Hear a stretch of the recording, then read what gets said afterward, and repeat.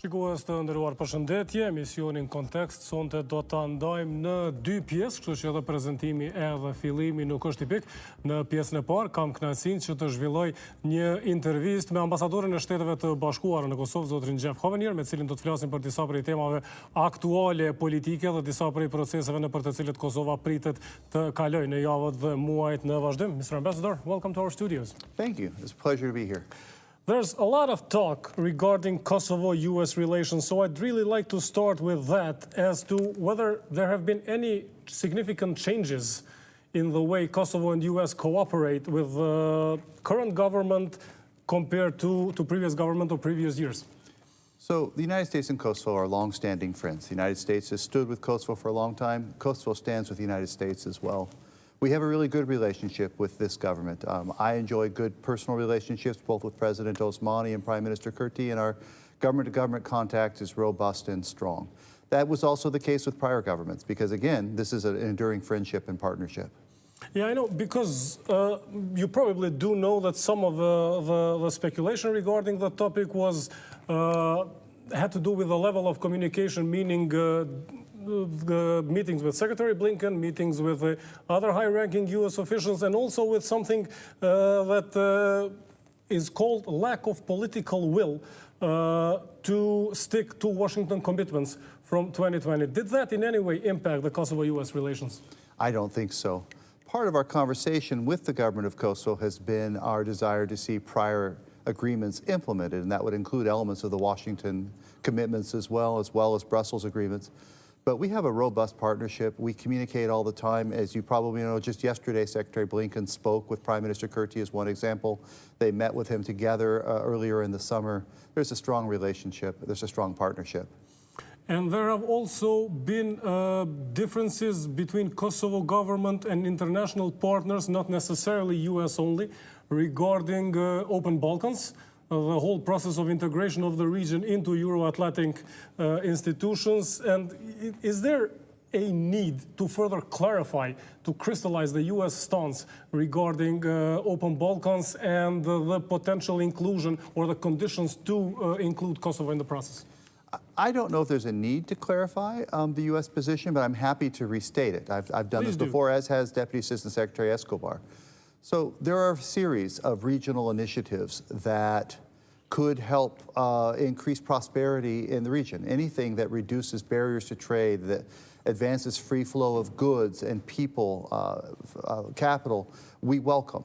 That would be the Berlin process, that would be some of these other initiatives, and from our perspective, that also includes the Open Balkans initiative. The United States has publicly expressed its support for it. We have had two conditions for our support, at least two, but the two that are important for Kosovo here now are, one, should Kosovo participate, it would have to participate as an equal partner. One of 6 Western Balkan countries. No asterisks, no footnotes, no special status. It would have to be one of the 6, like everyone else. The other condition has been that the initiative itself aligned with the EU accession process, and that where it is going is towards EU accession. To the extent those commitments are met, we support the Open Balkans. But one last point is we're very aware that this is a sovereign decision. It is a decision for the government of Kosovo to make as to which arrangements it wants to associate itself with. Thus far, the government of Kosovo has not been interested in joining the Open Balkans initiative. And do you regard it as a process that would complement the integration of the Western Balkan countries to EU, or something that would compete with the EU integration and potentially open a pathway for, let's say, external influences? We're not interested in that.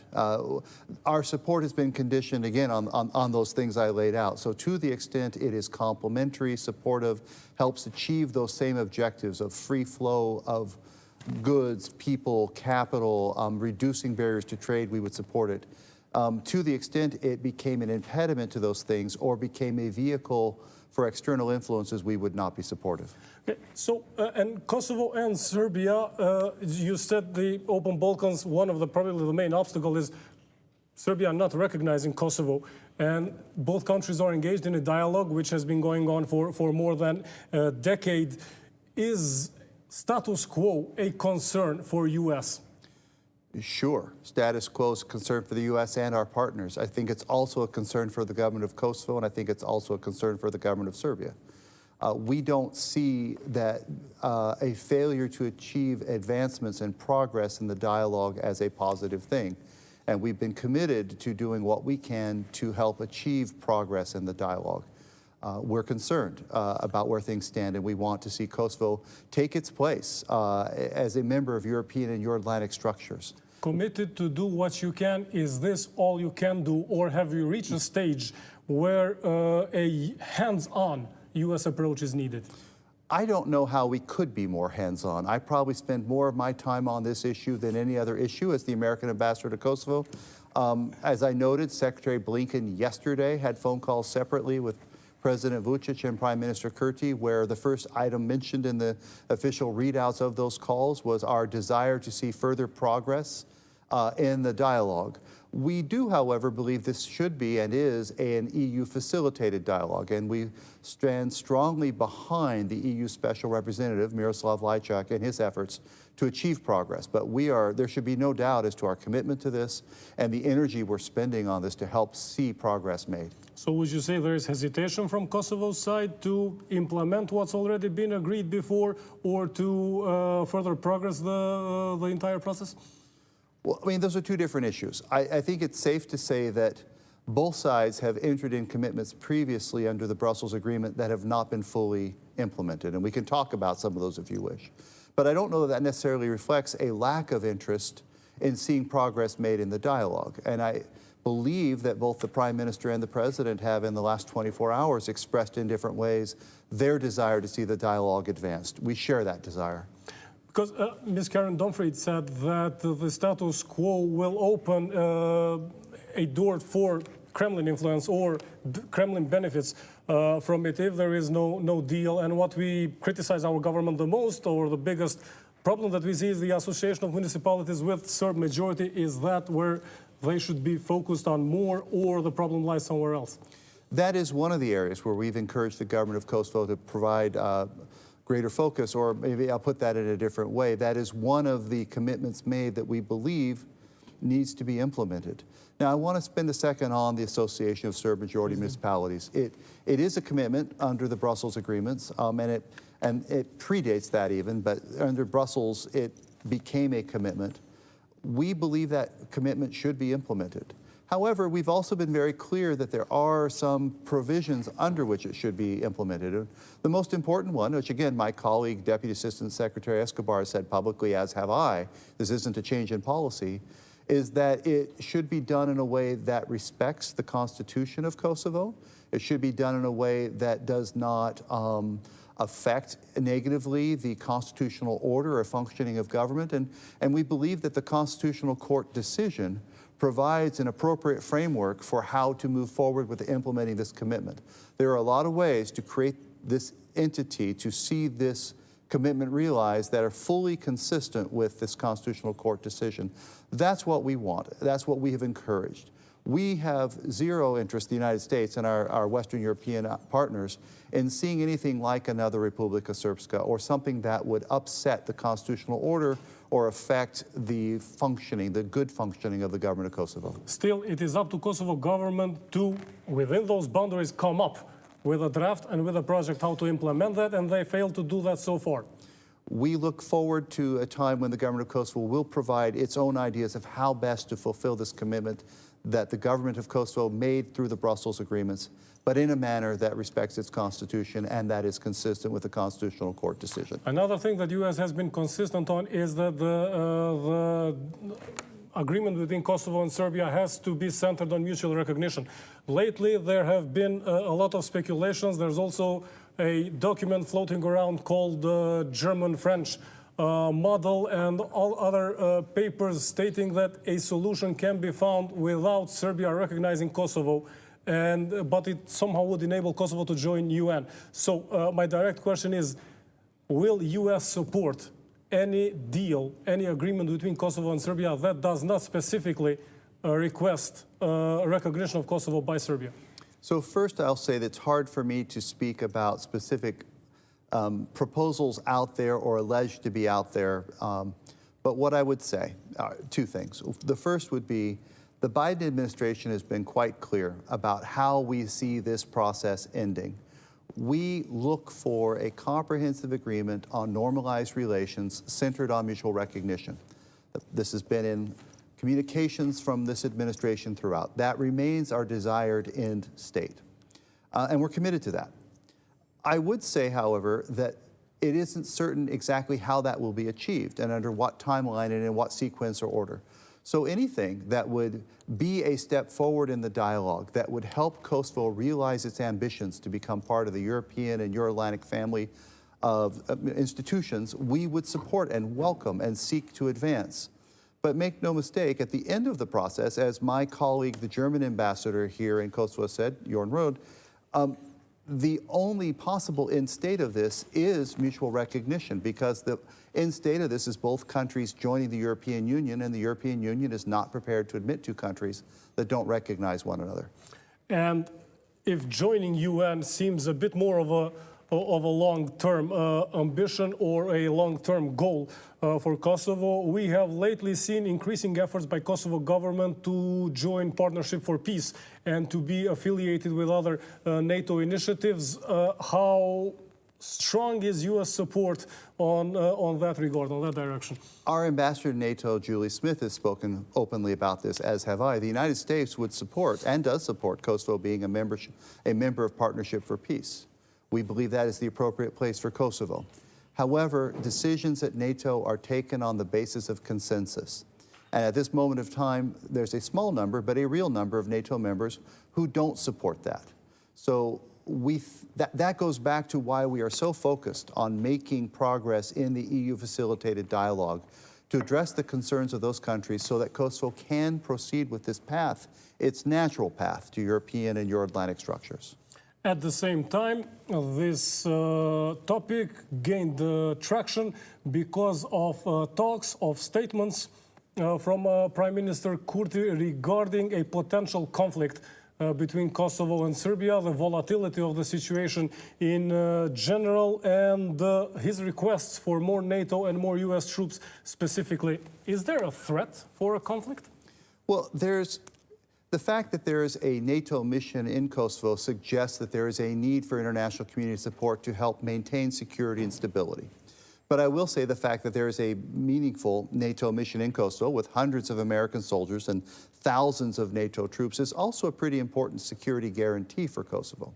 There's always a threat, but we think this threat is managed right now, and we think that NATO's presence and our work to help reduce tensions has been important to achieve just that.